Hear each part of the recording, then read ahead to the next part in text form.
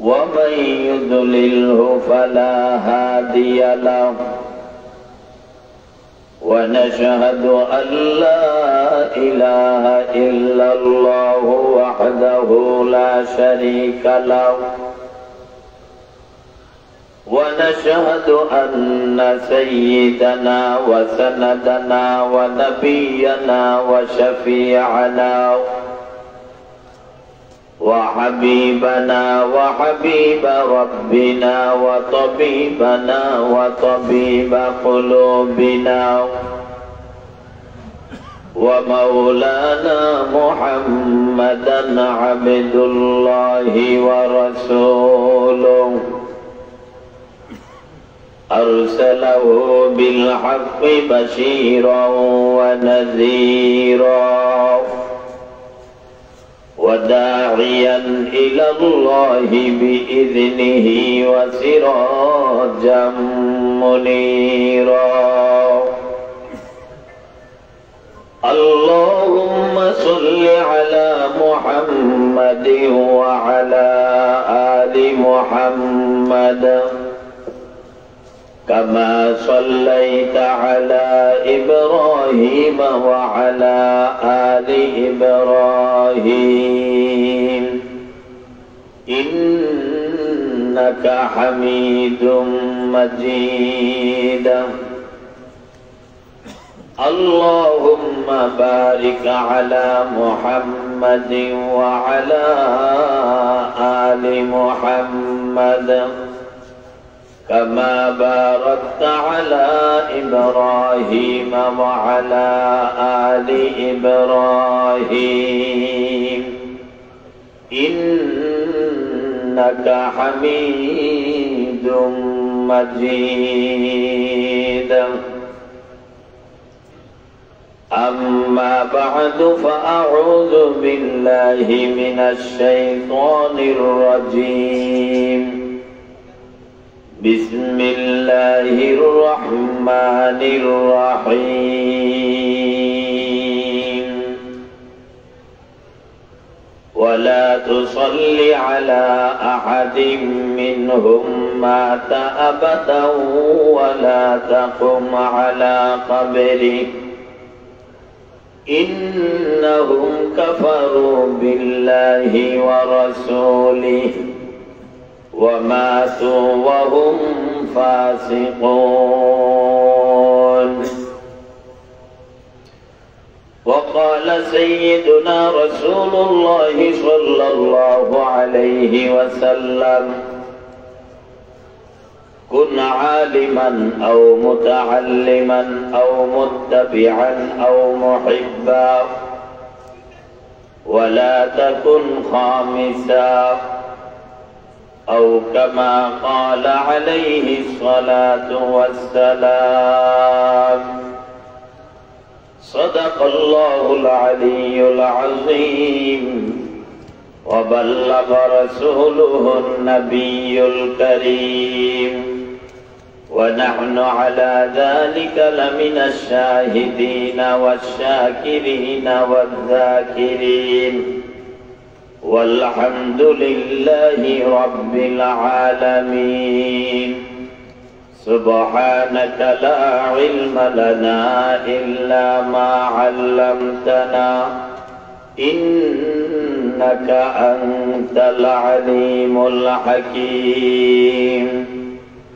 لا إله إلا الله الحليم الكريم سبحان الله رب العرش العظيم الحمد لله رب العالمين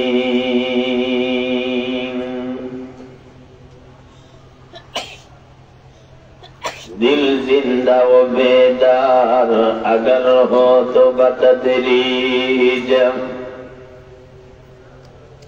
दिल जिंदा व बेदार अगर हो तो बतदरीज बंदे को अता करते हैं चश्मे निगरा और बंदे को अता करते हैं चश्मे निगरा और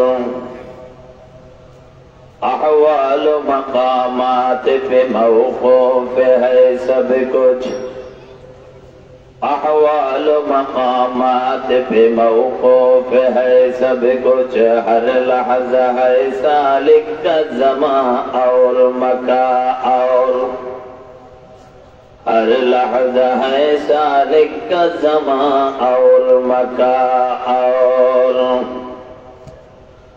अल्फाज़ मानी में तफावुत नहीं, लेकिन मुल्ला की अदा और मुजाहिद की अदा और मुल्ला की अदा और मुजाहिद की अदा और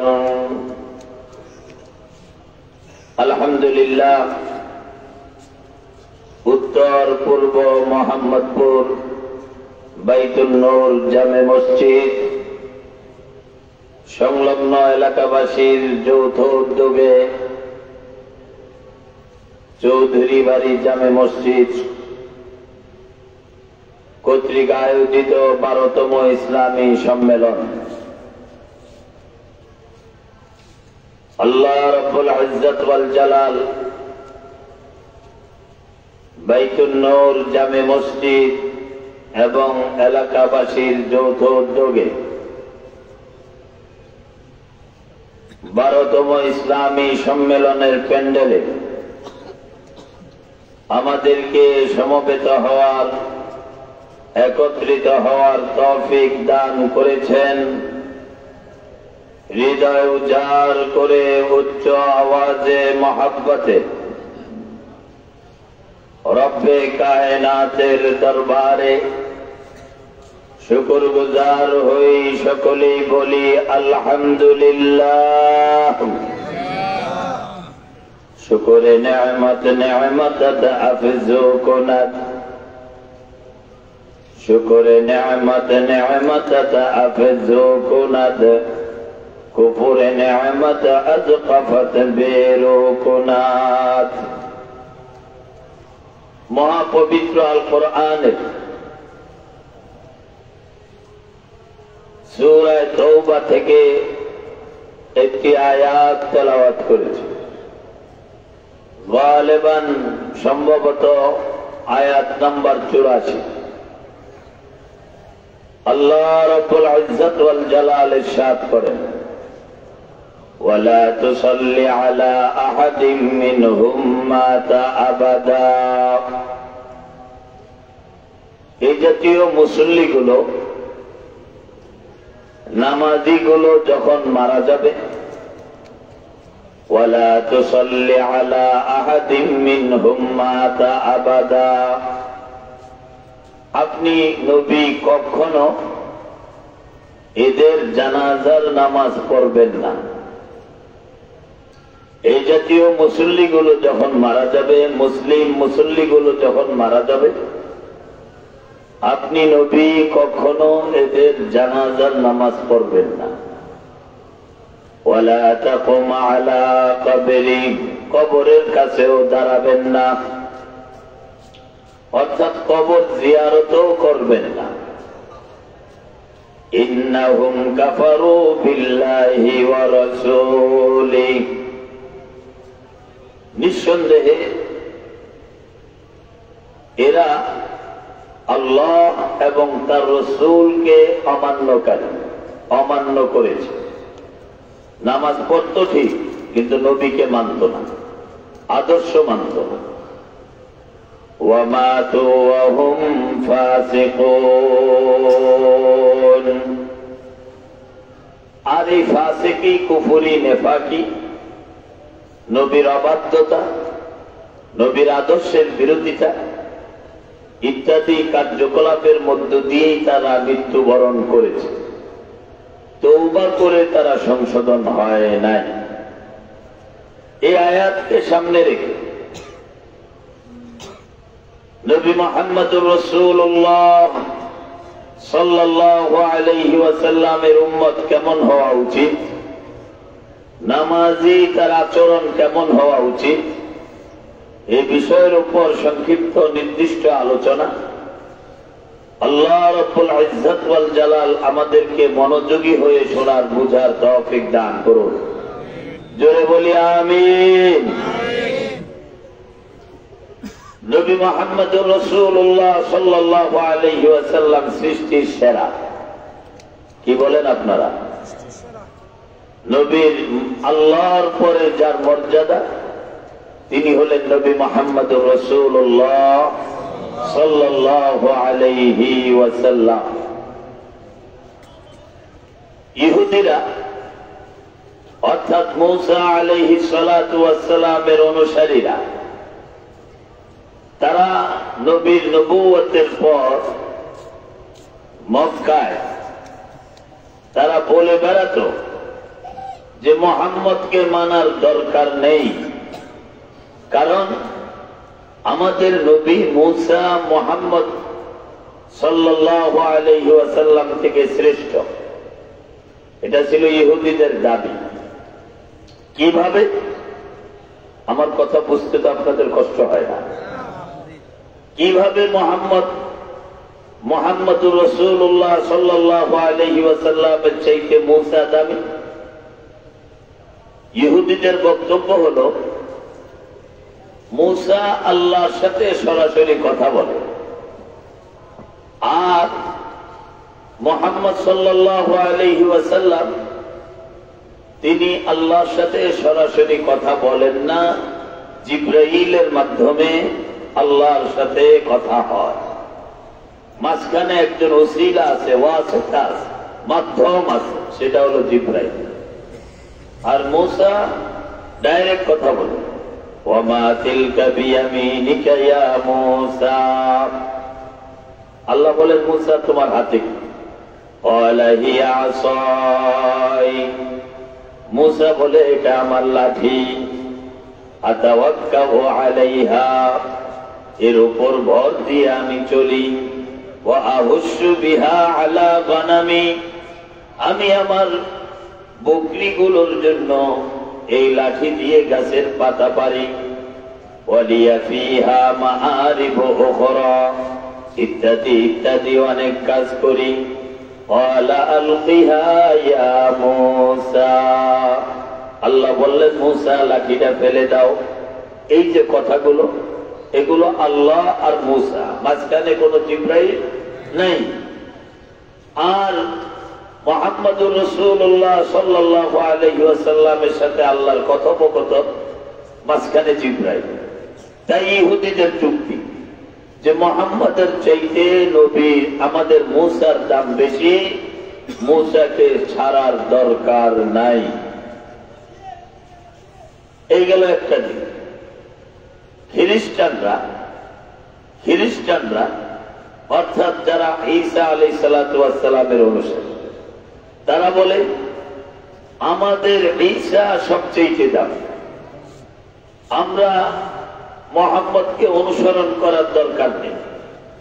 তাদের যুক্তি কিভাবে দামি?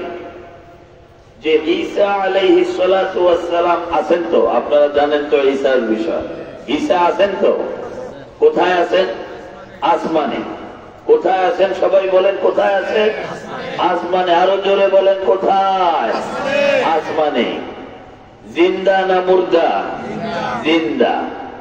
তাই খ্রিস্টানরা বলে ঈসা আলাইহিস সালাতু ওয়াস সালাম তিনি সশরীরে জিন্দা, আসমানের জগতে আল্লাহর হেফাজতে, তিনি উপরে আর মুহাম্মদ জমিনে। সুতরাং যিনি উপরে তিনি, তার দাম বেশি, আর যিনি নিচে জমিনে তার দাম কম। আমাদেরকে ঈসা আলাইহিস সালাতু ওয়াস সালাম এই পয়গম্বর ছেড়ে মুহাম্মদকে অনুসরণ করার কোনো দরকার নাই। এই হলো খ্রিস্টানদের যুক্তি। দুটোটা বিষয়, ইহুদিদের বক্তব্য এবং খ্রিস্টানদের বক্তব্য, যখন নবী মুহাম্মদুর রাসূলুল্লাহ সাল্লাল্লাহু আলাইহি ওয়াসাল্লামের সামনে চলে আসলো, নবীজি এর কোনো জবাব দিলেন না।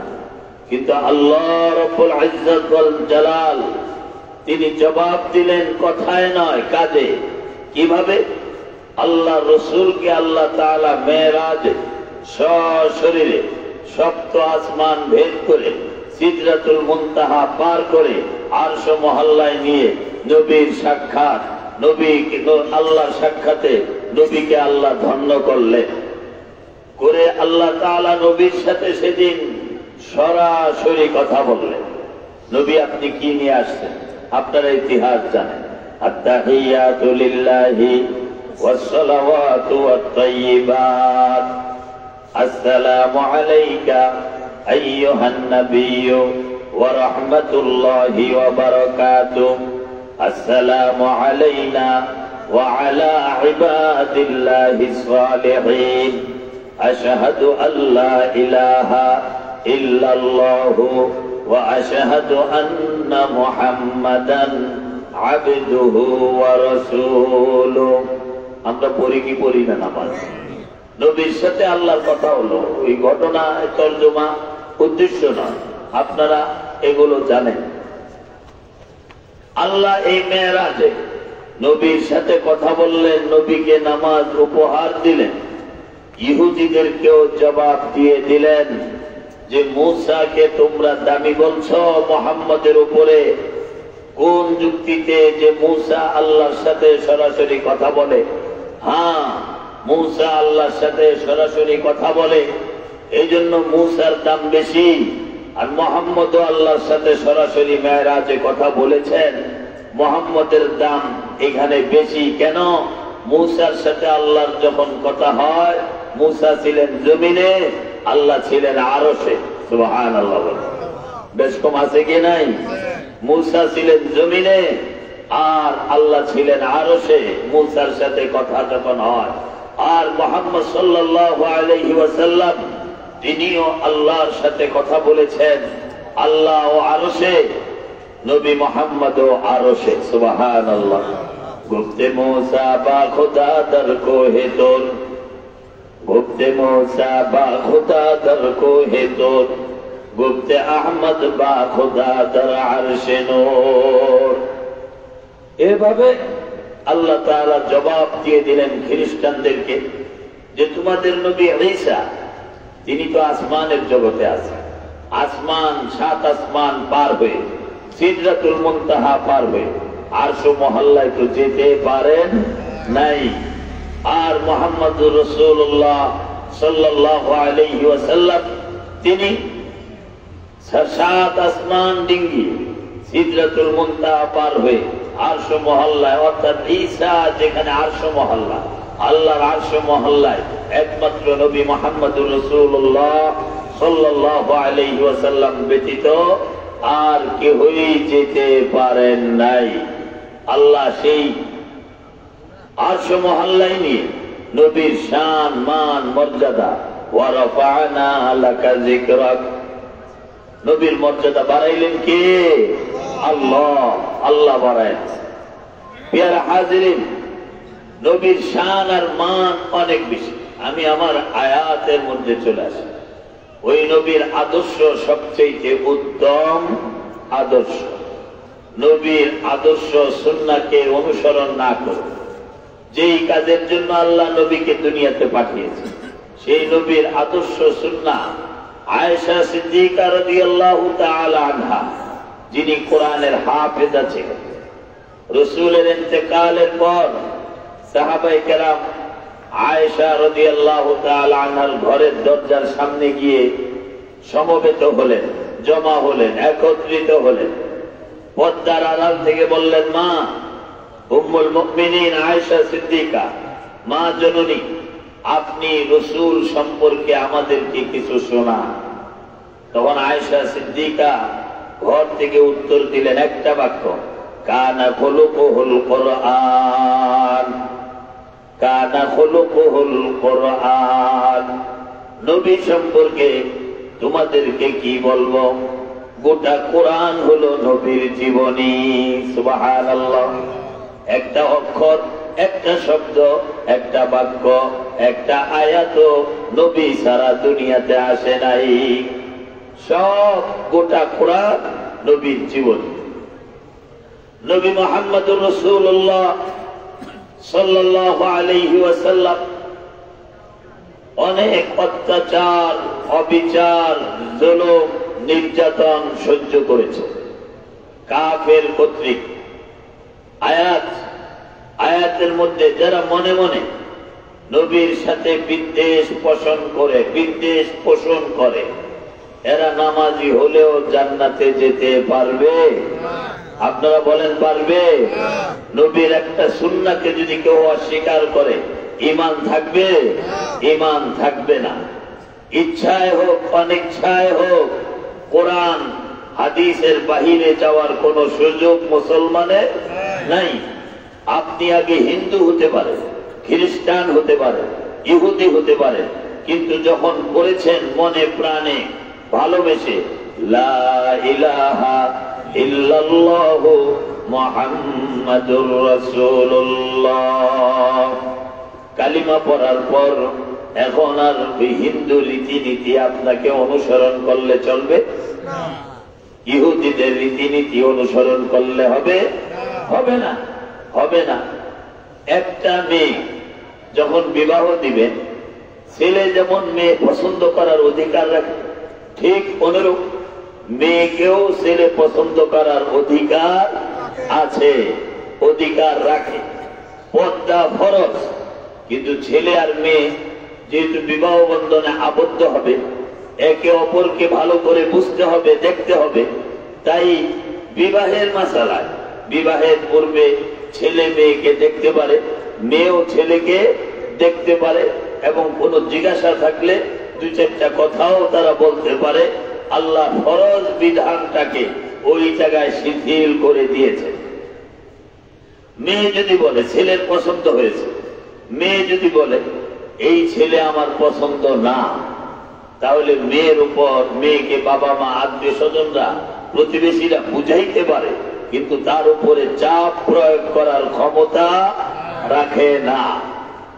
এইভাবে এই মেয়ে একাধিক ছেলে বিবাহের জন্য পছন্দ করার জন্য যদি তার দেখা হয়, হতে পারে কোন একটা ছেলেকে বিবাহের জন্য পছন্দ করে ফেলল, অতঃপর বিবাহ হয়ে গেল। এই মেয়ে অন্য কোন পুরুষের সাথে বিবাহ হওয়ার পর এই মেয়ে অন্য কোন পুরুষের সাথে স্বামী সুলভ আচরণ করা কি তার বৈধ? জোরে বলেন বৈধ? এটা পৃথিবী মানবে? কেউই মানবে না, বৈধ নয়। অনুরূপ আপনি আমি মুসলমান, আমাদেরকে পিঠায়া কেউ কালিমা পড়ায় নাই, আমরা স্বেচ্ছায় ইসলাম গ্রহণ করেছি। যেহেতু আমরা ইসলাম গ্রহণ করেছি, কালিমা পড়েছি, এখন কোরআন ও হাদিস নবীর সুন্নাহর বাহিরে যাওয়ার এখতিয়ার আমাদের নাই। ওই মেয়ে যদি স্বামী থাকা সত্ত্বেও অন্য পুরুষের সাথে পরকীয়া বা স্বামী সুলভ আচরণ করে, এটা যেমন অবৈধ অন্যায়, ঠিক ইসলামের মুসলমানরা ইসলাম মুসলিম দাবি করে ইহুদি, হিন্দু, বৌদ্ধ, খ্রিস্টান এক কথায় অমুসলিমদের সাথে আচার আচরণে যদি একাকার হয়ে যায়, এটাও ইসলাম গ্রহণ করে না। নবী মুহাম্মদুর রাসূলুল্লাহ সাল্লাল্লাহু আলাইহি ওয়াসাল্লাম মক্কা থেকে হিজরত করে চলে গেলেন মদিনায়। যখন তিনি মদিনায় যান, আয়াতের শানে নুজুল 84 নম্বর আয়াত সূরা তাওবা। আল্লাহ বলেন ওয়ালা তুসাল্লি আলা আহাদিম মিনহুম মাতা আবাদা। এই জাতীয় মুসলিম গুলো যখন মারা যাবে, নবী কখনো আপনি তাদের জানাজার নামাজ পড়বেন না। এই আয়াতের শানে নুজুল। আপনাদেরকে বলি, হিন্দু মারা গেলে জানাজা হয়? জোরে বলেন। ইহুদি মারা গেলে জানাজা হয়, খ্রিস্টান মারা গেলে জানাজা হয়, বৌদ্ধ মারা গেলে জানাজা হয়, মুসলিম মারা গেলে জানাজা হয়, মুসলিম মারা গেলে জানাজা হয়, হয়। কিন্তু নবীর যুগে একজন মুসলিম যার নাম হলো আব্দুল্লাহ বিন উবাই বিন সুলুল, আব্দুল্লাহ বিন উবাই বিন সুলুল নবীজির 9 বছরের মুসল্লি। কয় বছরের? 9 বছরের মুসল্লি। মাথায় রাখবেন, কোরআনের আয়াত থেকে বলছি, কোন গল্প কাহিনীর বই থেকে বলছি না। 9 বছর আল্লাহর নবীর পিছনে তাকবীর উলার সাথে নামাজ পড়ত, তাহাজ্জুদও পড়ত, কিন্তু মনে প্রাণে নবী বিদ্বেষী ছিল। নামাজ পড়ত ঠিক, মনে প্রাণে ছিল নবীর প্রতি বিদ্বেষ, হিংসা, বিরোধ। এরকম মুসল্লি আমাদের বাংলাদেশে নাই? আছে? আল্লাহ আমাদের সবার দিলকে নামাজীদের মতো বানায় দিক, বলি আমিন। নবী প্রেমিক ওয়ালাদের মতো বানায় দিক। আব্দুল্লাহ বিন উবাই বিন সালুল, মক্কায় 2টা গোত্র ছিল বড় বড়, শানে নুজুল ছিল। মদিনায় একটার নাম হইল আউস, আউস, আরেকটা গোত্র বংশের নাম হইল খাজরাজ। দুটোটাই ইহুদি বংশ। আউস খাজরাজ দুটোটাই ইহুদি দল, কিন্তু তারা তাদের আধিপত্য, তাদের ক্ষমতা বলবৎ রাখার জন্য একে অপরের সাথে মারামারি কাটাকাটি করত। আমাদের দেশে বড় বড় রাজনৈতিক দলগুলো মারামারি করে না, কিন্তু সবগুলোই তো মুসলমান, সবগুলোই তো মুসলমান, কিন্তু ক্ষমতা বা ইত্যাদির কারণে মারামারি, দলের মারামারি দলীয় ব্যানারে লিপ্ত। আউস এবং খাজরাজ এই 2 দল মারামারিতে লিপ্ত। এক দল আরেক দলের ফল ফলাদির বাগান নষ্ট করে ফেলত, কেটে ফেলত। এক দল আরেক দলের যুবকদেরকে হত্যা করত। যুবকরা ঘর বাড়ি ছাড়া হয়েছে। এইভাবে হতে হতে দীর্ঘদিন তাদের এই মারামারি কলহের কারণে তারা বাড়ি ঘরে ঠিক মতো নিরাপদে থাকতে পারত না। আর্থিকভাবে তারা দুর্বল হয়ে গেল, সামাজিক ভাবেও তারা দুর্বল। মদিনার অবস্থা এমন দাঁড়িয়েছে যে কোন দুশমন যদি মদিনায় আক্রমণ করে, পার্শ্ববর্তী কোন দেশ, যে মদিনা আমরা দখল করে ফেলবো, সহজ কাজ। যেহেতু মদিনা দুর্বল, নিজেরাই মারামারিতে লিপ্ত।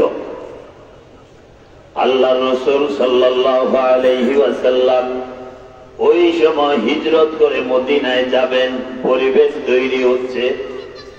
এই 2 দল আউস এবং খাজরাজের লোকেরা, তারা নেতৃস্থানীয় মুরব্বীরা পরামর্শে বসছে, আমাদের মধ্যে মারামারি দূর করা দরকার, মারামারি বন্ধ করা দরকার।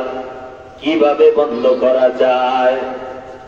সিদ্ধান্তে পৌঁছল, আমরা এমন একজনকে প্রেসিডেন্ট বানাবো। আপনারা আমার কথা বুঝতেছেন? কঠিন হচ্ছে না তো?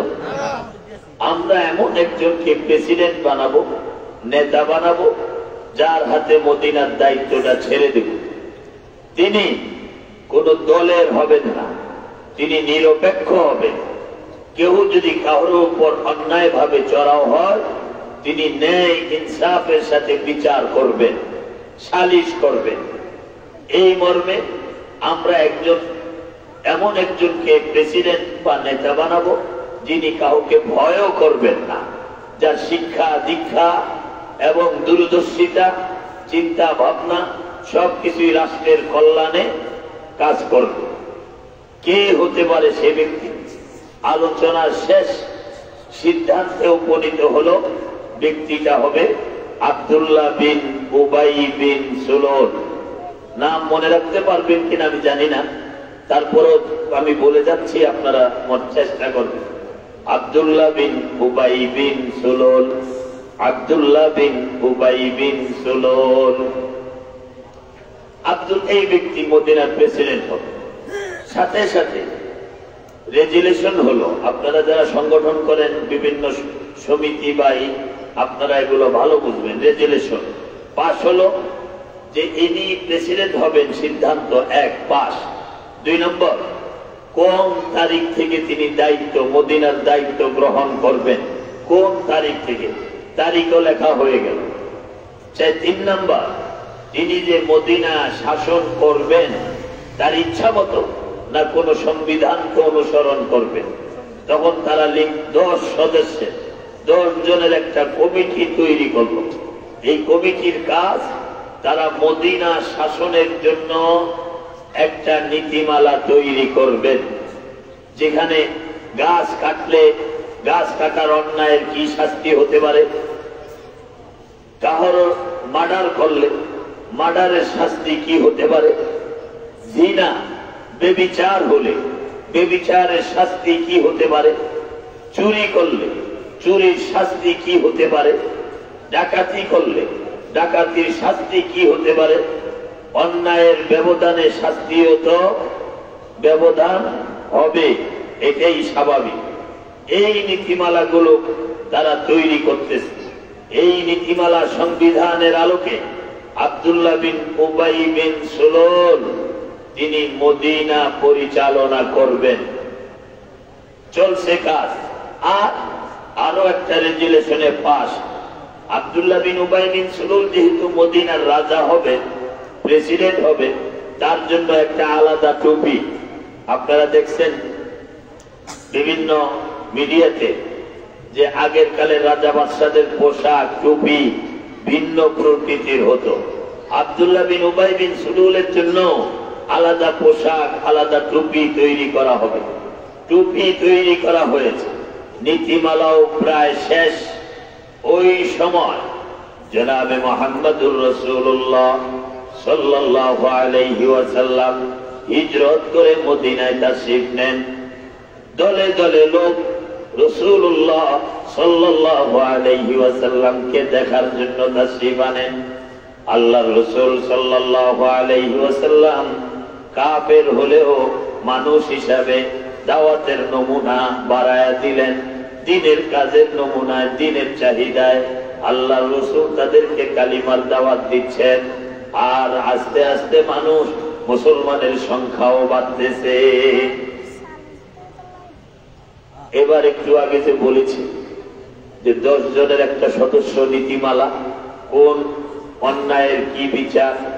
আপনারা বুঝেন, একটা লোক রোজা রাখলো, ভুল করে পানি পান করলো, তার এই ভুলের মাসুলটা কি? আবার ভুল করে পানি পান করার পর লোকটা মনে করলো আমার রোজা বোধহয় শেষ, এবার সে ইচ্ছা করে পান করলো, দ্বিতীয় আরেকটা ভুল করলো, এখন তার মাসালা কি? এবার এই দুইটাই বার। আরেকটা লোক ইচ্ছা করে রোজাই রাখলো না।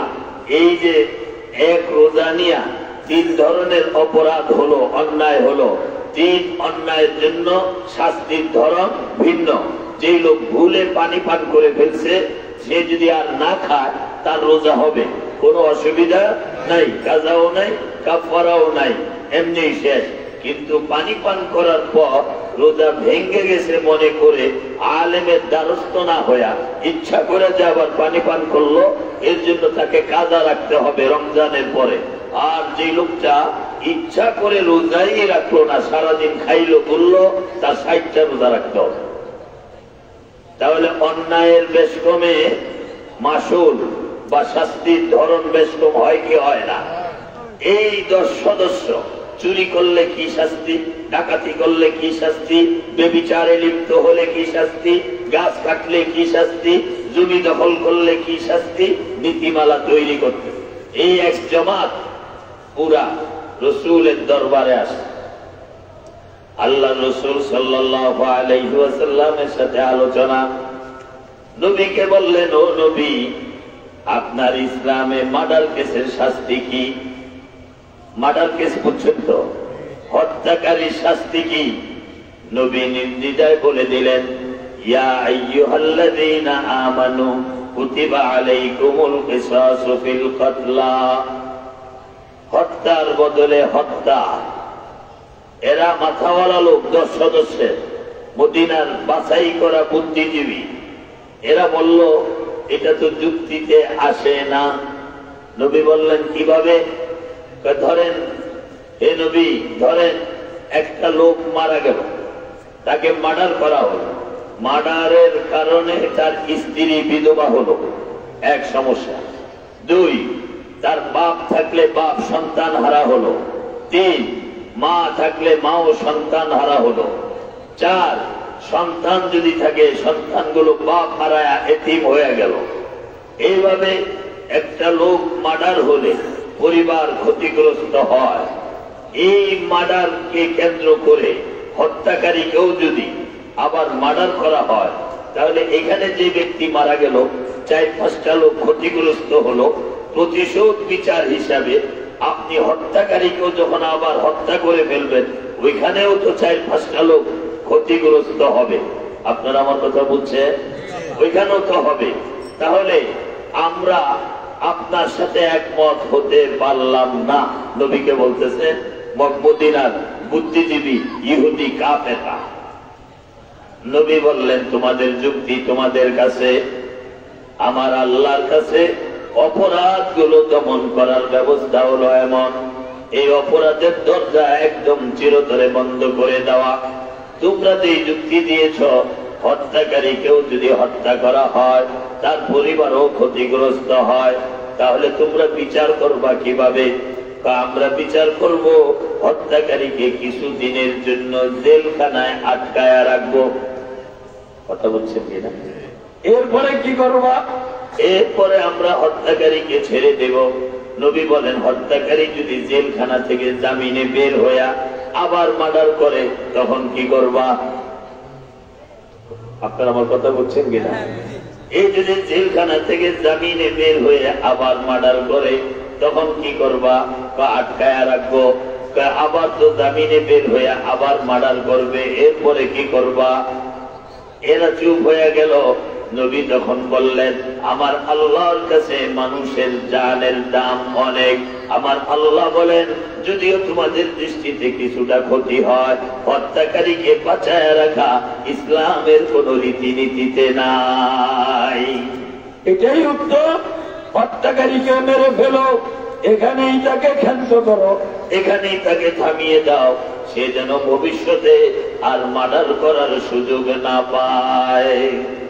না হয়তো তোমাদের এই অপরাধ তো আর বন্ধ হবে না, হত্যাযোগ্য বাড়তেই থাকবে। মানুষ নির্দ্বিধায় মানুষের জান নিয়ে খেলবে, যেইটা বাংলাদেশে হইতেছে। মানুষ মানুষের জান নিয়ে, এরা নবীর কথার যুক্তি বুঝে অন্তত 7 জন মুসলমান হয়ে গেল। সুবহানাল্লাহ। 10 জনের মধ্যে 7 জন মুসলমান মুসলিম হওয়ার পর এখন এরা আর আইন তৈরি করে না কোরআনের বাহিরে গিয়া। কারণটা কি? আপনারা আমার সাথে কথা বলেন। আসমানের মালিককে, জমিনের মালিককে, গাছপালা তরুলতার মালিককে, পাহাড় পর্বত নদী নালা খাল বিলের মালিককে, আমাকে আপনাকে বানাইলেন কে? আমাদের আব্বা আম্মা দাদা দাদি নানা নানি বানাইলেন কে? সব কিছুর বানানেওয়ালা আল্লাহ। তাই আল্লাহ কোরআনে বলেন আলা লাহুল খালকু ওয়াল আমরু তাবারাকাল্লাহু রাব্বুল আলামিন। আলা লাহুল খালকু ওয়াল আমর, সৃষ্টি যার, হুকুম তার। সৃষ্টি যার, হুকুম তার। তুমি তোমার যুক্তি আর বিবেচনা দিয়া আল্লাহর কোরআনের উপরে আল্লাহর কোরআনকে বাদ দিয়া কিছু করতে, আইন বানাইতে চেও না, দেশকে সাজাইতে চাও না। যদি এইটা তোমার বোধগম্য না হয়, কোরআনের কাছে মাথা নত করো, আলেম সমাজের হাতে ছেড়ে দাও। আলেমদেরকে উপেক্ষা করে নিজেরা আইন বানায়া জনগণের উপর চাপায়া দিবা, নামাজও পড়বা মসজিদে, ঈমান কিন্তু থাকবে না। আপনারা আমার কথা বুঝছেন কিনা? ঈমান যে চলে গেছে আমাদের খবরও নাই।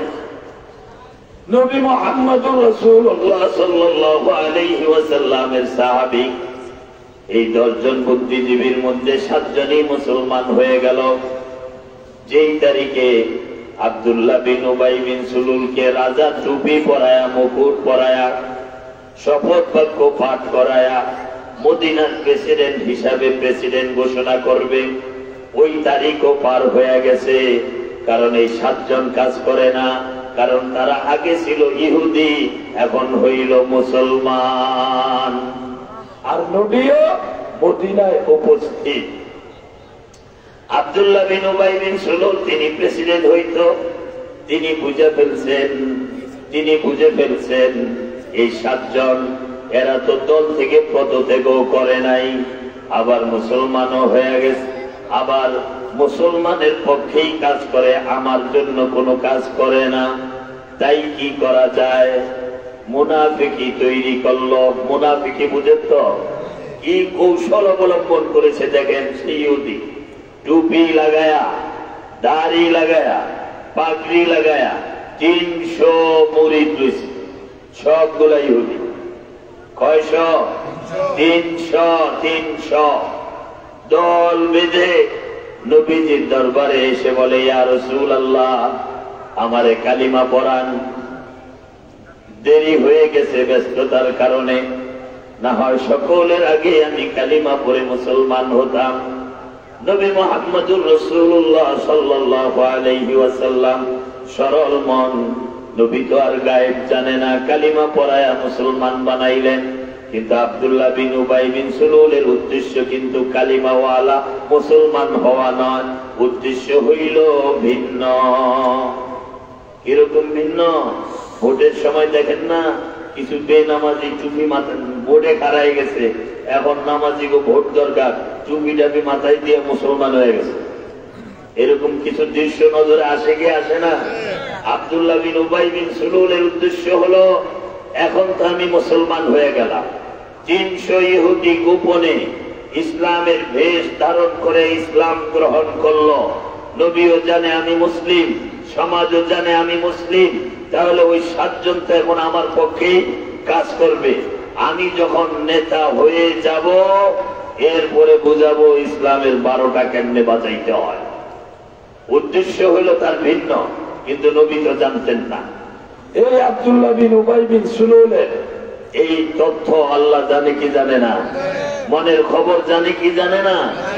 এভাবে সে যখন প্রেসিডেন্ট তারপরেও হতে পারল না, নবীজি মদিনার মসজিদে বসে, মসজিদের ভিতরে বসে একদিন তিনি ঘোষণা দিলেন, মক্কা থেকে যারা হিজরত করে মদিনায় এসছো তারা এক সাইডে যাও, আর যারা মক্কা বাসিন্দা, মদিনার বাসিন্দা, আনসার সাহাবী তোমরা এক সাইডে যাও।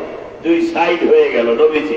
নবীজি তখন বললেন আনসার মদিনাবাসীকে লক্ষ্য করে, হে মদিনার সাহাবীরা, মক্কা থেকে যারা হিজরত করে মদিনায় আসছে এরা কোনো দুর্বল লোক নয়, এরা কোনো অসহায় নয়, এরা কোনো ভিক্ষুক নয়, অভাবী নয়, এরা ঈমানের তাগিদে আমি নবীর আদেশে আল্লাহ রাসূলকে অনুসরণ করে মদিনায় চলে আসে। আজকে তারা খেয়ে না খেয়ে কষ্টে দিন অতিবাহিত করে চলছে। এরা না খেয়ে থাকবে আর আমি নবী খাবো, এটা আমি মেনে নিতে পারি না। আমি তোমাদের কাছে একটা আবদার পেশ করব। আনসারদেরকে বলছেন, এই আবদারটা যদি তোমরা রক্ষা করো আল্লাহ বিনিময় তোমাদেরকে জান্নাত দিয়ে দিবেন। সুবহানাল্লাহ। আনসাররা বলল, ইয়া রাসূলুল্লাহ আপনি আবদার পেশ করেন, আমরা সর্বাত্মক আপনার আবদার রক্ষা করব, ওয়াদা করছি।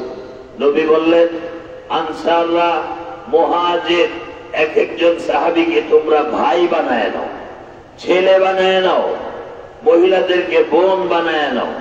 শুধু নামে নামে ভাই, নামে নামে বোন, নামে ছেলে এমনটাই নয়, আসল ভাই বোন ছেলের মতো বানায় নাও। তোমার যদি 2 সন্তান থাকে, মুহাজির থেকে একজনকে নিয়ে আরেকটা সন্তান বানাও। 3 সন্তানের মনে করে সম্পত্তি, উত্তরাধিকার, মিরাস বন্টন হবে। এইভাবে মেয়ের মধ্যেও হবে, এইভাবে ভাইয়ের মধ্যেও হবে।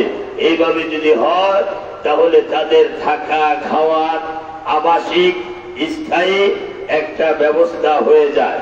এদেরকে যদি তোমরা এই সুযোগটা দাও আল্লাহ বিনিময় তোমাদেরকে জান্নাত দিবেন। সুবহানাল্লাহ। আব্দুল্লাহ বিন উবাই বিন সুলুল নামটা মনে আছে তো আপনাদের? তার তো মাথা হইল রাজনীতির মাথা। তার ফিকিরি হলো ক্ষমতাটা নিয়ে মক্কা থেকে মদিনা থেকে মক্কার সাহাবীগুলোকে বের করে দেব। আর রসুলের এই ঘোষণায় দেখা যাচ্ছে মক্কার সাহাবীরা মদিনার স্থায়ী বাসিন্দা হয়ে যাচ্ছে। আপনারা আমার কথা বলছেন? যদি স্থায়ী বাসিন্দা হয়ে যায় তাহলে এদেরকে আমরা বের করব কিভাবে? তাই আব্দুল্লাহ বিন উবাই বিন সুলুল তার কয়শো অনুসারী? 300। মনে রাখবেন, এই 300 অনুসারী নিয়ে পরের দিন আসরের সময়, আসরের পর মদিনা থেকে একটু দূরে খেজুর বাগানে গিয়ে পরামর্শ করে যে তোমরা মক্কার একজন মুহাজির সাহাবীকেও জায়গা দিবা না। রসুলের এই আদেশকে উপেক্ষা করো, অমান্য করো। আপনাদেরকে এই জায়গায় জিজ্ঞাসা করি, কেউ যদি বলে নবীর এই আদেশ মানার দরকার নাই, ঈমান থাকবে? ঈমান থাকবে? সে এই কথা বলছে, নবীজির মুসল্লি। কথা খেয়াল করেন, মুসল্লি। যায়েদ বিন আরকাম একজন সাহাবী, নাবালক সাহাবী। সে ঘুরতে ঘুরতে ওই মজলিসে গিয়ে উপস্থিত। ছোট বাচ্চা খেলতে খেলতে সেখানে চলে গেছে। আব্দুল্লাহ বিন উবাই বিন সুলুলরা মনে করছে এটা তো ছোট বাচ্চা, কি বুঝে? কিন্তু বাচ্চা, এটা তো বাচ্চা, ঠিক আছে, কিন্তু এটা তো নবীর ছাত্র। ছোট বাচ্চা, 10-11 বছরের বাচ্চা, এগুলো তো কোরআনের হাফেজও হয়ে যায়। এই জ্ঞান দান করেন কে? আল্লাহ। সে এটা দেখা আশ্চর্য হয়েছে, কিরে এই লোকগুলো তো নবীর দুশ্মন, এগুলো তো নবীর বন্ধু নয়। বাড়িতে এসে বাবাকে বললেন, আব্বা আজকের এই ঘটনা। বাবা বললেন, একদম মুখ বন্ধ। আব্দুল্লাহ বিন উবাই বিন সুলুল মদিনার অনেক নামি দামি লোক। যদি মুহাম্মদুর রাসূলুল্লাহ হিজরত করে মদিনায় না আসতেন তাহলে আজকে আব্দুল্লাহ বিন উবাই বিন সুলুল মদিনার প্রেসিডেন্ট থাকতো। আপনারা আমার কথা বুঝতেছেন তো? তুমি আব্দুল্লাহ বিন উবাই বিন সুলুলের বিরুদ্ধে মুখ খোলো না। যদি খোলো তাহলে সমস্ত মানুষ আমাদেরকে নিন্দা গালমন্দ করবে। চাচাও তাকে একই সবক দিল। নবীজির অভ্যাস ছিল মাগরিবের পরেই তিনি খাবার খেয়ে অবসর হয়ে যেতেন। এশার নামাজ আদায় করে সাহাবীদেরকে কিছু নসিহত বয়ান পেশ করতেন, অতঃপর নবী বিশ্রামে চলে যেতেন। যেহেতু নবীর উপর তাহাজ্জুদ নামাজ ফরজ ছিল, নবীজি যখন এশার নামাজের পর বয়ান শুরু করছেন তখন এই যায়েদ বিন আরকাম নাবালক ছেলেটা দেখে যে লোকগুলো নবীর বিরুদ্ধে সমাবেশ করেছে গোপনে, এরা এখন মসজিদের সামনের কাতারে।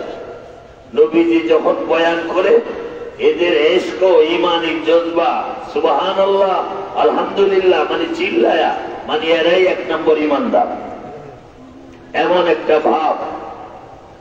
যায়েদ বিন আরকাম রাদিয়াল্লাহু তাআলা আনহু দাঁড়ায় গেলেন, ইয়া রাসূলুল্লাহ সাল্লাল্লাহু আলাইহি ওয়াসাল্লাম, এই মসজিদে নববীর মধ্যে আপনার সামনে এই মুহূর্তে যারা বয়ান শুনতেছে এরা কিন্তু সবাই মুসলমান নয়। নিজেই ফতোয়া দেয়া হয়েছে। নবীজি বুঝতে পারেন নাই, ছোট মানুষ। নবীজি বললেন, যায়েদ এরা প্রত্যেকেই আমার হাতে হাত মিলায়া কালিমা পড়ছে। এদের কালিমা আমি নবী নিজের কানে শুনেছি। কোন কালিমাওয়ালাকে অমুসলিম বলা যায় না। যায়েদ বিন আরকাম রাদিয়াল্লাহু তাআলা আনহু আবার দাঁড়াইলেন, নবী আমি আমার মনের কথাটা খুলে আপনাকে বলতে পারি নাই, যদি অনুমতি দেন তাহলে আমি বলতাম। নবী বললেন, অনুমতি দিলাম, বলো। যায়েদ বিন আরকাম বলেন, ইয়া রাসূলুল্লাহ সাল্লাল্লাহু আলাইহি ওয়াসাল্লাম, আপনার হাতে হাত দিয়ে কালিমা পড়ছে, এদের কালিমার সাক্ষী আপনি নিজেই এদের কালিমার সাক্ষী। এই বিষয়ে আমার কোনো অভিযোগ নাই। তবে আমি আপনার এই নবুয়তের আদালতে, নবুয়তের দরবারে জানতে চাই, কোন কালিমাওয়ালা যদি নবীর বিরোধিতা করে, কোন কালিমাওয়ালা যদি নবীর সাহাবীদের বিরোধিতা করে, তাহলে ওই কালিমাওয়ালার ঈমান থাকেনি। আপনাদের কি ধারণা থাকে? এরকম মুসলমান বাংলাদেশে আছে না? এই জন্যই আজকে এই মসজিদের উদ্যোগে আপনারা ওয়াজ মাহফিল দিয়েছেন। আমিও চাই মসজিদেই উজ্জীবিত হোক, মসজিদেই আমাদের কেন্দ্র, মসজিদ থেকেই রাসূলুল্লাহ সাল্লাল্লাহু আলাইহি সাল্লাম ইসলাম পরিচালনা করেছেন। এটাই সংসদ ভবন, এটাই গণভবন, এটাই বঙ্গভবন, যেটাই বলেন মসজিদই সব। আজকে এতিম হয়ে গেছে মসজিদ। জায়েদ যখন বললেন যে কালিমাওয়ালা বিরোধিতা করলে ঈমান থাকেনি, নবী বললেন না, থাকে না। তখন জায়েদ বললেন, ইয়া রাসূলুল্লাহ, আমার ফতোয়া ঠিক, আমি যে বলেছি এই মসজিদের মধ্যে সবাই মুসলমান নয়, আমার কথা ঠিক আছে। নবী তখন বুঝে ফেলছেন তাহলে কিছু কালিমাওয়ালা এখানে আছে আমার বিরোধিতা করে। বুঝা পেরেছে? জায়েদ বসো না, কে আমার বিরোধিতা করে? ছোট বাচ্চা তো, বুদ্ধি তো আর এত পাকাপোক্ত হয় নাই। আমরা যদি হতাম হয়তো বলতাম ইয়া রাসূলুল্লাহ, কানে কানে বলবো বা পরে বলবো। কিন্তু জায়েদ মজলিসেই বলে ফেলছে, এ আব্দুল্লাহ বিন উবাই বিন সুলুল, নেতারে দেখায় দিতে হাত দিয়া। পুরা মসজিদ, এমনি তার অনুসারী আছে 300, ইহুদি ভণ্ড লেবাসদারি মুসলমান। পুরা মসজিদ হট্টগোল হয়ে গেল। আব্দুল্লাহ বিন উবাই বিন সুলুল বলল, আমার ইজ্জতে আঘাত, মিথ্যা কথা, আপনি বিচার করেন, না হয়তো আমার হাতে ছেড়ে দেন, আমি তার বিচার করব। মদিনায় এমন কোন মায়ের ছেলে নাই, আমি আব্দুল্লাহ বিন উবাই বিন সুলুলকে আটকাই। নবীজি দেখলেন ছেলেটার উপর অত্যাচার হবে, নবী তখন বললেন বিচার আমি করি। তখন সবাই শান্ত হলো, মেনে নিল।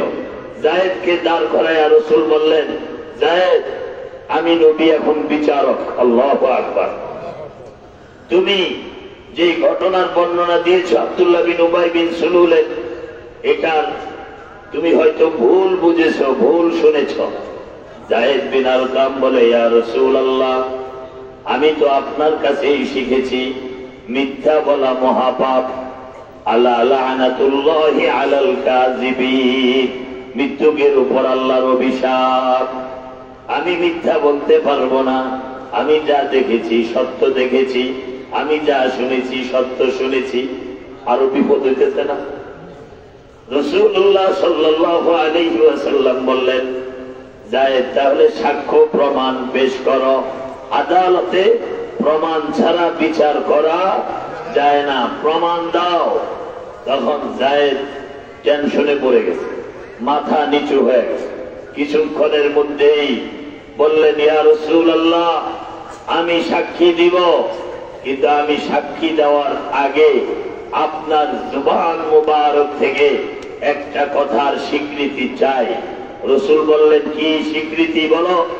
তখন জায়েদ বিন আরকাম ছোট্ট ছেলে রাসূলকে বলতেছেন, আপনি শিখিয়েছেন আমাদেরকে যে আমার আল্লাহ সব জায়গায় হাজির নাজির। সুবহানাল্লাহ বলেন। আল্লাহ আছে সব জায়গায়? আছে। আল্লাহ সর্বত্র বিরাজমান, এই কথা সঠিক।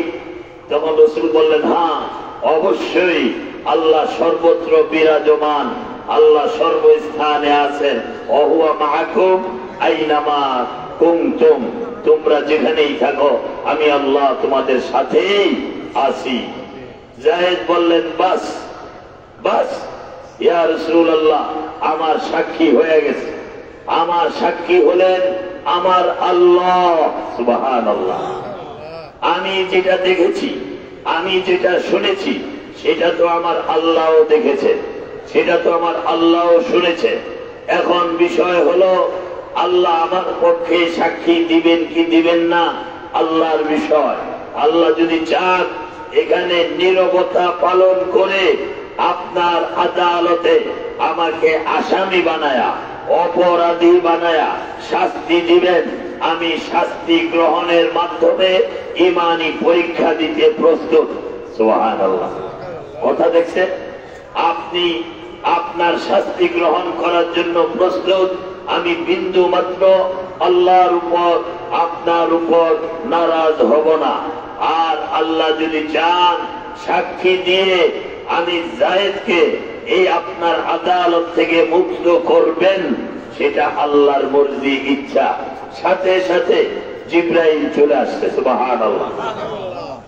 ইদা জাআকাল মুনাফিকুনা ক্বালু নাশহাদু ইন্নাকা লারাসূলুল্লাহ ওয়াল্লাহু ইয়া'লামু ইন্নাকা লারাসূলুহু ওয়াল্লাহু ইয়াশহাদু ইন্নাল মুনাফিকিনা লাকাযিবুন। মুনাফিকরা আপনার কাছে এসে বলবে, নিঃসন্দেহে আপনি আল্লাহর রাসূল। আপনি মুনাফিকদের এই সকল কথায় খুশি হওয়ার দরকার নাই, আমি আল্লাহই সাক্ষী দিচ্ছি আপনি আল্লাহর রাসূল।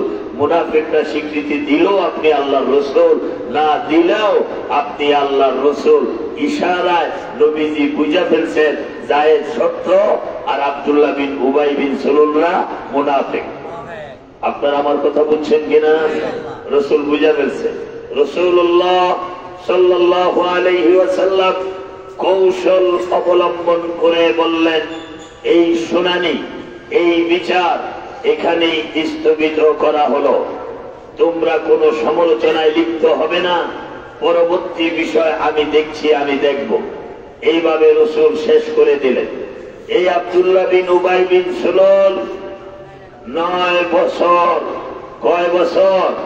9 বছর নবীজির মুসল্লি ছিল, নামাজি ছিল, আমলে ত্রুটি ছিল না, কিন্তু নেতাগিরি করার আগ্রহের কারণে নবীজির প্রতি তার বিদ্বেষ ছিল। কথা বুঝতেছেন আপনারা? আজকে বাংলাদেশ, এই সোনার বাংলাদেশ, বড় সবাই আমরা মুসলমান, কিন্তু রাজনীতির কারণে আলেম ওলামাদেরকে আমরা ভালোবাসতে পারি না। এই দেশের ওলামায়ে কেরাম যারা মসজিদে মিম্বর থেকে কথা বলেন, যারা ইমামতি করেন, যারা ওয়াজ করেন, যারা আলেম তৈরি করেন, এদেরকে আমরা চোখের কাটা মনে করি, জঙ্গি মনে করি, মৌলবাদ বলে গালি দেই, উগ্রবাদ বলে গালি দেই। এই স্থান থেকে আমাদেরকে মন পরিষ্কার করে আলেমদের প্রতি ভালোবাসা বাড়াইতে হবে। পারবেন তো ইনশাআল্লাহ? এবার আসেন, আব্দুল্লাহ বিন উবাই বিন সালুল মারা গেল। তার ছেলে, ওর নাম আব্দুল্লাহ, ওর নামও আব্দুল্লাহ, কিন্তু ছেলেটা পাক্কা ইমানদার, খাঁটি ইমানদার। ছেলে দৌড়ায় আসছে নবীজির কাছে, সূরা তাওবার 84 নং আয়াত। ছেলে এসে বলে, ইয়া রাসূলুল্লাহ সাল্লাল্লাহু আলাইহি ওয়াসাল্লাম, আমার আব্বা মারা গেছেন। আল্লাহর রাসূল ইন্না লিল্লাহ বললেন, 9 বছরের মুসল্লি। ছেলে বলে, ইয়া রাসূলুল্লাহ, আমি 3টা আবদার নিয়ে আপনার কাছে আসছি। আল্লাহর রাসূল বললেন, বলো। 1 নম্বর আবদার, আপনার গায়ের পাঞ্জাবিটা আমার আব্বাকে হাদিয়া দিয়ে দেন। বুঝছেন নি কথা? রাসূল বললেন, তোমার আব্বা মারা গেছে, পাঞ্জাবি দিয়ে কি হবে? ইয়া রাসূলুল্লাহ, পুরুষের জন্য কাফনের কাপড় 3টা, মহিলাদের জন্য 5টা। আমার আব্বার তো 3 কাপড়, তবে 1 কাপড় আপনার গায়ের পাঞ্জাবি দিয়ে আমি বানাবো, এই জন্য আপনার কাছে হাদিয়া চাইছি। রাসূলুল্লাহ খুলে দিয়ে দিলেন। আপনারা এই জায়গায় মনে রাখবেন, এই আব্দুল্লাহ বিন উবাই বিন সালুলকে রাসূল পাঞ্জাবি দিয়েছেন, এটা শরীয়ত না, এটা মাসালা ভিন্ন। বদরের যুদ্ধে আব্দুল্লাহ ইবনে আব্বাস যখন তিনি বন্দী হয়েছেন, হযরত আব্বাস রাসূলের চাচা বন্দী হয়েছেন, হযরত আব্বাস তখন তিনি লম্বা ছিলেন, মোটা ছিলেন, কারো জামা হযরত আব্বাসের গায়ে লাগতো না। তখন এই আব্দুল্লাহ বিন উবাই বিন সালুল একটা পাঞ্জাবি রাসূলের চাচাকে দিয়েছিল। আর আল্লাহ পাকের কুদরত, যে ছেলে এসে যখন রাসূলের কাছে পাঞ্জাবি চাইছে, রাসূল দিয়ে দিছে। উদ্দেশ্য, কাল কিয়ামতের ময়দানে হযরত আব্বাস রাসূলের চাচা যখন জান্নাতে যাবে, সে যদি ধরে, তোমার একটা পাঞ্জাবি দিছিলাম, আজকে আমারে জান্নাতে নিয়ে যাও, তখন আব্বাস বলবে, তুমি আমারে পাঞ্জাবি দিছো, আর পৃথিবীর সৃষ্টির সেরা মুহাম্মদুর রাসূলুল্লাহ সাল্লাল্লাহু আলাইহি ওয়াসাল্লামের পাঞ্জাবি গায়ে দিয়ে তুমি কবরে আইছো। ওই লেনদেন ওইখানেই শেষ, লেনদেন শেষ। এই কারিশমা আল্লাহ পাকের কুদরতের খেলা। যাই হোক, 1 নম্বর আবদার, আপনার পাঞ্জাবিটা দিয়ে দেন, নবীজি দিয়ে দিলেন। 2 নম্বর আবদার, ইয়া রাসূলুল্লাহ, আমার আব্বার জানাজার নামাজের ইমামতি আপনি নিচে করবেন। রাসূলুল্লাহ সাল্লাল্লাহু আলাইহি ওয়াসাল্লাম বললেন, ঠিক আছে। 3 নম্বর আবদার, ইয়া রাসূলুল্লাহ সাল্লাল্লাহু আলাইহি ওয়াসাল্লাম, যেই কবরে আব্বাকে মাটি দিব ওই কবরের মধ্যে আপনি নিজে নামবেন, নিজের হাতে আমার আব্বাকে কবরের মধ্যে শোয়ায় দিবেন। রাসূলুল্লাহ সাল্লাল্লাহু আলাইহি ওয়াসাল্লাম বললেন, ঠিক আছে। পাঞ্জাবি নিয়ে আব্দুল্লাহ দৌড়ায় চলে গেল। গোসল হয়ে গেল, কাফনের কাপড় পরানো হয়ে গেল। নবীজি জানাজা পড়াবেন, কবরে নামবেন। নবীজি বাড়ি থেকে রওনা হয়েছেন। উল্টা দিক থেকে হযরত ওমর ফারুক মসজিদের দিকে আসতেছেন। মুখোমুখি আল্লাহ নবীর সাথে দেখা। ওমর সালাম দিয়ে বলছেন, ইয়া রাসূলুল্লাহ সাল্লাল্লাহু আলাইহি ওয়াসাল্লাম, আপনি মসজিদ ছেড়ে অনেক দূরে চলে আসছেন। আল্লাহ রাসূল বললেন, ওমর, হ্যাঁ। এই ওমর বলে, কোনো মিটিং আছে? আল্লাহ রাসূল বললেন, না, আব্দুল্লাহ বিন উবাই বিন সুলুল মারা গেছে। ওমর কয়, ভালোই হইছে। কি হইছে? ভালোই হইছে। কথা বুঝতেছেন আপনারা? কারণ একটা বেঈমান তো, একটা দুশমন তো কমছে, ভালোই হইছে। তখন বলতেছে, ইয়া রাসূলুল্লাহ, আপনি কি সেই বাড়ির দিকে যাচ্ছেন? রাসূল বললেন, হ্যাঁ, আমি জানাজা পড়াবো। তখন এই কোরআনের এই 10 পারা সূরা তাওবা, খুব সম্ভব 80 বা 81, ইস্তাগফির লাহুম আও লা তাস্তাগফির লাহুম ইন তাস্তাগফির লাহুম 70 মাররা ফালা ইয়াগফিরাল্লাহু লাহুম। আল্লাহ বলেন, এই জাতীয় দুশমন যারা মুনাফিক, মুসলিম পরিচয় দিয়া ইসলামের ক্ষতি করে, এদের জন্য নবী আপনি ক্ষমা চান আর নাই চান। ইন তাস্তাগফির লাহুম 70 মাররা, আপনি যদি 70 মাপ চান, কয়বার? 70। এর মানে আবার 71-এর চেতনা নিয়ে মাপ চাইলে হয়ে যাবে, এরকম না। 70 হইল, আমরা যে বলি তুই 1000ও চিল্লাইলে কাজ হইতো না, যে 1000 বার বলবেও না, কাজও হবে না। এরকম আরবের একটা ভাষা 70 মাররা, 70 মাপ চাইলে মাপ হবে না। ফালা ইয়াগফিরাল্লাহু লাহুম, কখনো মাপ হবে না। এই আয়াত ওমর তেলাওয়াত করছে নবীজির সামনে। নবীজি বুঝে ফেলছে জানাজা তো মৃত ব্যক্তির জন্য কয়বার? একবার। আয়াতে কইতেছে 70 মাপ চাইলে মাপ হইতো না, তাহলে একবার জানাজা পড়া লাভ কি? রাসূল শ্রেষ্ঠ মুফাসসির, 1 নম্বর মুফাসসির জমিনে। নবীজি বললেন, ওমর, আমি তোমার মনের ভাব বুঝেছি, তোমার আয়াত ঠিক আছে, সব ঠিক আছে, তবে শোনো, আল্লাহ মাফ করবেন না এই কথার ঘোষণা দিয়েছেন, কথা সঠিক, তবে মাপ চাইতে তো আল্লাহ নিষেধ করেন নাই। এই জন্য আমি নবী মাপ চাই, বাকি আল্লাহর ইচ্ছা। এই বলে নবীজি গেলেন। কিন্তু ওমরের ইচ্ছা এই বেঈমানগুলো জানাজা ছাড়াই দুনিয়ার থেকে বিদায় হোক। তখন নবীজি গিয়ে জানাজা পড়ালেন, কবরেও নামলেন। আব্দুল্লাহ বিন উবাই বিন সুলুলকে কবরে মাটি দেওয়া শোয়ায় দিলেন।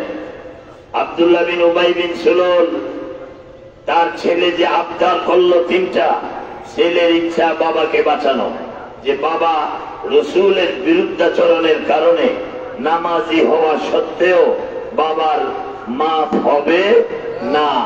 বাবাকে কেমনে বাঁচানো যায়?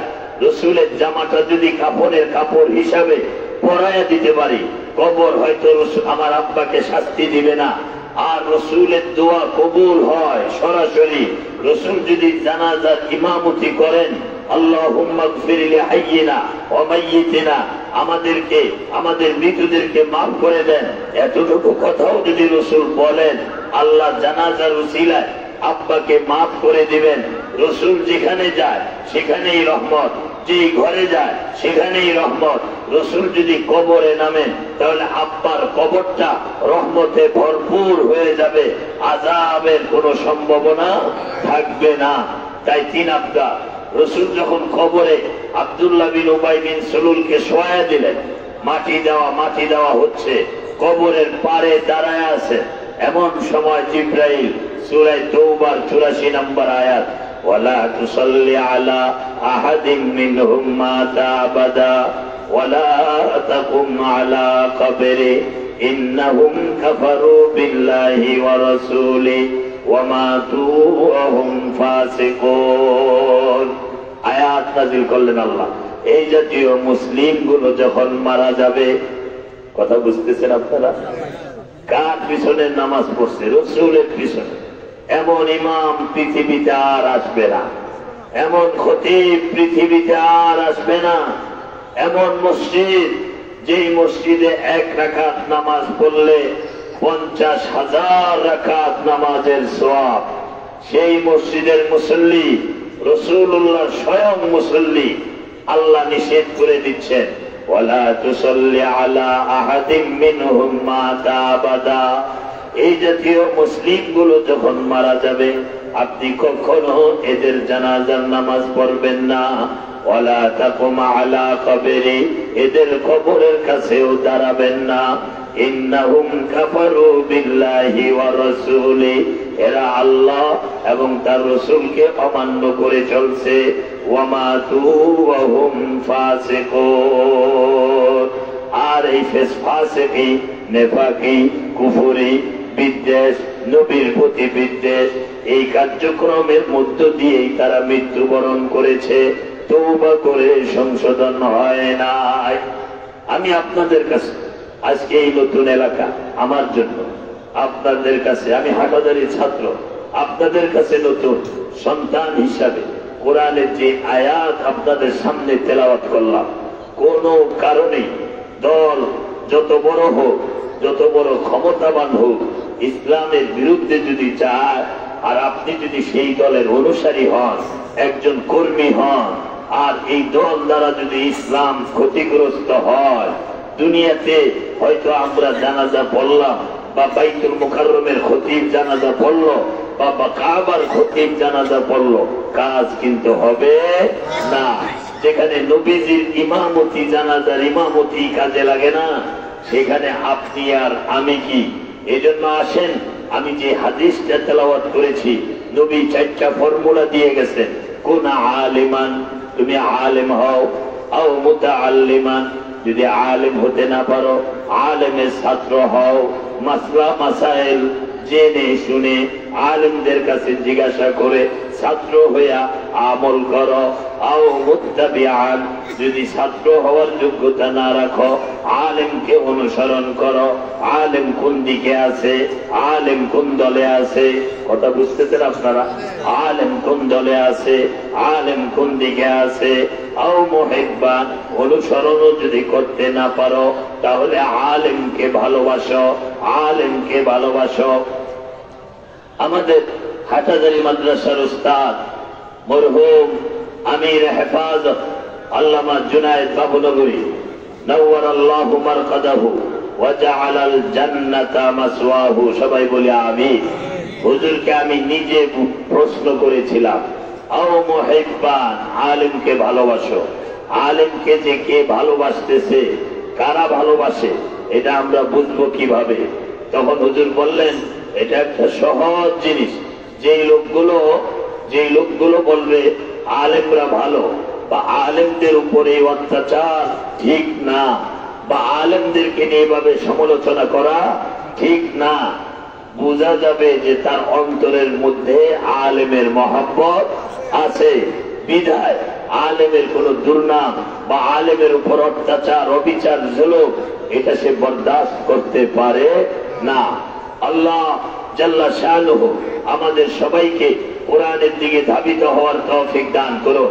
প্রিয় হাজিরিন, এই আব্দুল্লাহ বিন উবাই বিন সুলুলের অনেক কর্মকাণ্ড কোরআন শরীফের সূরায় বা আমার মূল আলোচনা শেষ, কিন্তু আমি নির্দিষ্ট সময় যাকে বলছে সেটা শেষ।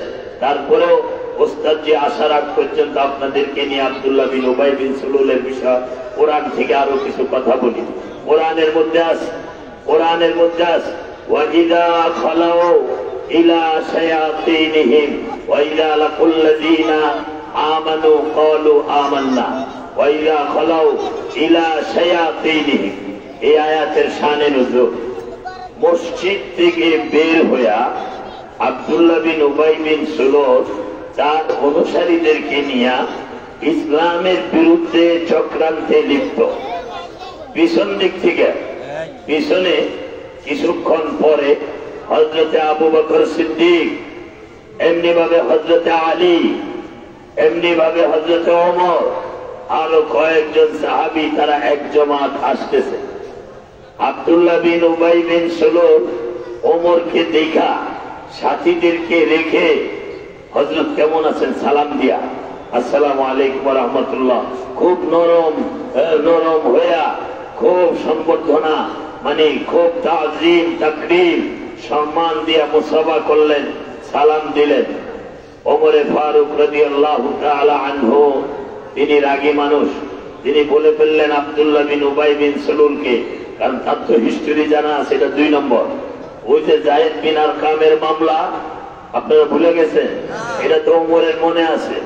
তো ওমর বলতেছে ইত্তাকিল্লাহ, হে আব্দুল্লাহ বিন উবাই বিন সুলুল, ইত্তাকিল্লাহ, আল্লাহকে ভয় করো, ওয়ালা তুনাফিক, মুনাফিকি করো না। এরপর আবু বকর, ওমর, আলী ওনারা চলে গেলেন। সাথীরা আব্দুল্লাহ বিন উবাই বিন সুলুলকে বলে, এতক্ষণ যে এদের 3 জনের বিরুদ্ধে আপনি বদনাম করতেছিলেন, আর এরা 3 জন যখন সামনে আসলো সালাম দিয়া পারেন না, একদম কদম বুঝি করে, কথা বুঝতেছেন কিনা, পারেন না সালাম দিয়া এদের পায়ে লুটায় পড়ে, এমন কেন, অবস্থাটাও এরকম কেন? তখন আব্দুল্লাহ বিন উবাই বিন সুলুল বলে, এটার নামই রাজনীতি, এটার নাম রাজনীতি। হুজুর করে দেখলে সালাম দিবি, না হয়তো মানুষে মন্দ বলবে, কাম তো আমাগোটাই চলবো। এই আল্লাহ কি দেখে কি দেখে না? দেখে। এরা যখন সরে গেল, নবীজির কাছে খবর চলে গেছে রাস্তায় কি ঘটছে। আবু বকর, ওমর, আলীর সাথে আব্দুল্লাহ বিন উবাই বিন সুলুলের সাথে নবী সেখানে নাই, নবী জানেনও না, নবী দেখানো নাই। কিন্তু নবীর কাছে জিবরিল আলাইহিস সালাতু ওয়াস সালাম আয়াত নিয়ে নাজিল হয়ে গেছে, ওয়া ইযা লাকুল্লাযীনা আমানু ক্বালু আমান্না। এরা যখন মুমিনের সাথে সাক্ষাৎ করে তখন বলে আমান্না, আমরাও তো ঈমানদার, আমরাও তো ঈমান এনেছি।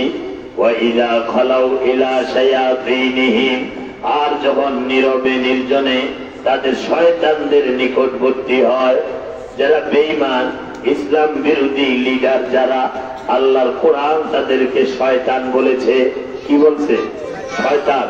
ওয়া ইযা খালাউ ইলা শায়াতিনহিম, যখন তারা তাদের শয়তানের কাছে যায় তখন শয়তানদেরকে বলে ইন্না মাআকুম, আমরা তো তোমাদের সাথেই আছি। তাহলে ওয়াজে গেলি কেন? ইন্নামা নাহনু মুস্তাহজিউন, হুজুররা ওয়াজ দিছে, না গেলে তো নেতাগিরি থাকে না, না গেলে তো মসজিদে টাকা চাইছে, না দিলে তো সামাজিকতা থাকে না, না পারতে দেয়, আমরা এদের সাথে আসি আর কি। এমনি আসলেই আমরা তোমাদের লোক। যেমনি ভাবে বিগত দিনে আপনারা শুনেছেন কত রাজনীতিবিদরা বলেছে না, তলে তলে সব ঠিক, তলে তলে সব ঠিক, কোন জায়গায় কি ঠিক আল্লাহই ভালো জানে। উহুদের ময়দানে নবী মুহাম্মদুর রাসূলুল্লাহ উহুদের যুদ্ধে যাবে, সব প্রস্তুত, সাহাবীদের থেকে পরামর্শ নিচ্ছেন। কি পরামর্শ?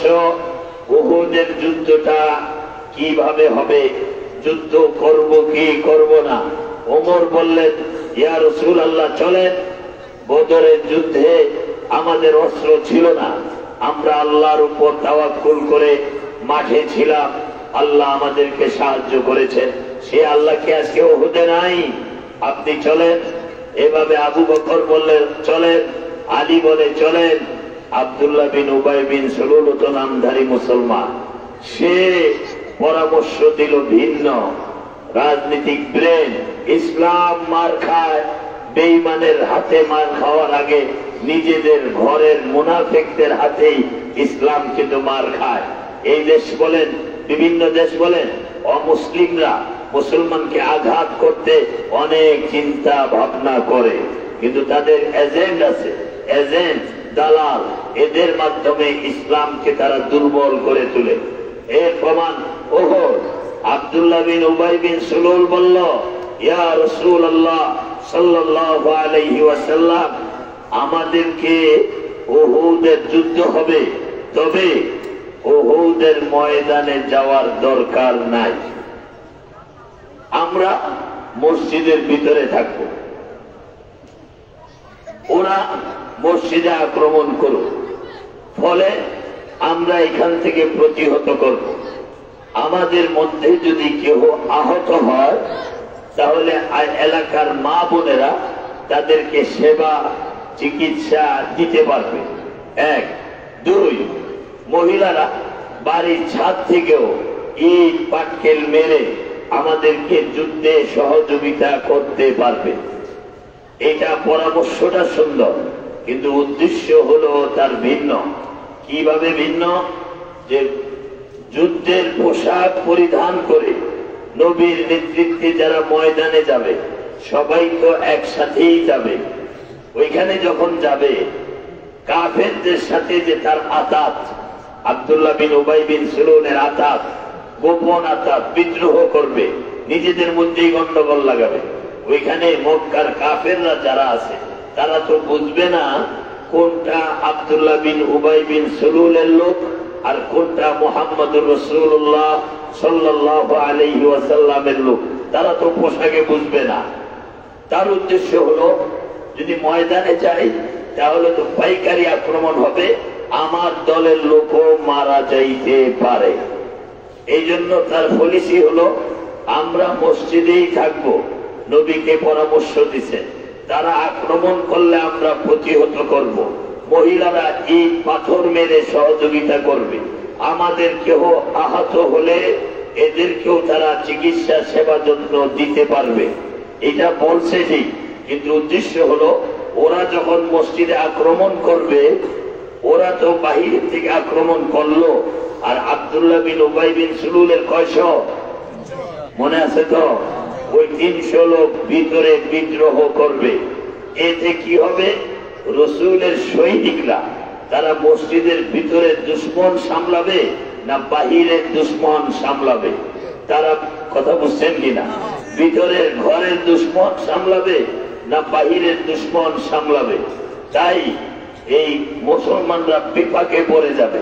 বিপাকে পড়ে গেলে আমরা নির্দ্বিধায় ইসলামকে খতম করে দিয়ে আবার ইহুদিবাদ মদিনায় কায়েম করতে পারবো। এটা ছিল আব্দুল্লাহ বিন উবাই বিন সুলুলের মনের পরিকল্পনা। রাসূলুল্লাহ সাল্লাল্লাহু আলাইহি ওয়াসাল্লাম কোন রায় দিলেন না যে ভিতরে থেকে যুদ্ধ করব না বাহিরে যাব। তিনি উঠে গেলেন, আয়েশা সিদ্দিকা রাদিয়াল্লাহু তাআলা আনহার ঘরে গেলেন। গিয়ে আল্লাহর রাসূল যুদ্ধের পোশাক পরিধান করলেন, লোহার হেলমেট পরে নিজের তরবারিটা নিয়ে যখন আয়েশা সিদ্দিকা রাদিয়াল্লাহু তাআলা আনহার ঘর থেকে বের হলেন, সাহাবায়ে কেরাম রাসূলের যুদ্ধের প্রস্তুতি দেখে বুঝে ফেললেন যে মুহাম্মদুর রাসূলুল্লাহ সাল্লাল্লাহু আলাইহি ওয়াসাল্লাম তো প্রস্তুত, আমরাও প্রস্তুত হয়ে যাই। সাহাবীরা দ্রুত পোশাক চেঞ্জ করে যুদ্ধের পোশাক, নিজেদের তরবারি, সামানা, লোহার হেলমেট ইত্যাদি পরিধান করা শুরু করলেন। আব্দুল্লাহ বিন উবাই বিন সুলুলের মাথা নষ্ট হয়ে গেছে। এসে বলে, ইয়া রাসূলুল্লাহ সাল্লাল্লাহু আলাইহি ওয়াসাল্লাম, আপনি যুদ্ধের পোশাক পরলেন কেন? নবীকে বলে, যুদ্ধের পোশাক পরলেন কেন? নবী বললেন, সমস্যাটা কি হয়েছে? নবী বললেন, সমস্যা কি? দেখেন না, আপনার দেখা দেখি এরা সব যুদ্ধের পোশাক পরে এরা প্রস্তুতি নিচ্ছে, আপনি পোশাক খুলে ফেলেন। তখন নবীজি বললেন, যুদ্ধের পোশাক পরিধান করার পর কোন নবীর শান নয় এই পোশাক খুলে যুদ্ধ থেকে পিছিয়ে যাওয়া। আমাদের কাঙ্ক্ষিত এবং আমার অত্যন্ত আস্থাভাজন শ্রদ্ধাভাজন আমার শেখ মুর্শিদ আল্লামা জুনায়েদ বাবুনগরী রহিমাহুল্লাহ তাআলা আনহু খুবই আস্থাভাজন স্নেহভাজন ডক্টর নুরুল আফসার আল আজহারী সাহেব স্টেজে উপস্থিত হয়েছেন। অত্যন্ত গুরুত্বপূর্ণ সহি এবং মূল কথা আপনারা শুনবেন, ধৈর্য সহকারে বসবেন। আল্লাহ আমাদের এই ডক্টর নুরুল আফসার আল আজহারী সাহেব উনাকে দীর্ঘ নেক হায়াত দান করেন বলে আমিন। উলুমুল হাদিসের খেদমত উম্মুল মাদারিস সহ গোটা বাংলাদেশ ঘুরে ঘুরে যেভাবে উনি করে যাচ্ছেন, আল্লাহ পাক রব্বুল আলামিন ওনার ইলমের মধ্যে জবানের মধ্যে আরো বারাকা দান করে বলে আমিন। আমরা যেন ছোট মানুষ ওনাদের স্নেহের নজরে থাকতে পারি সেই দোয়াও কামনা করি বলি আমিন।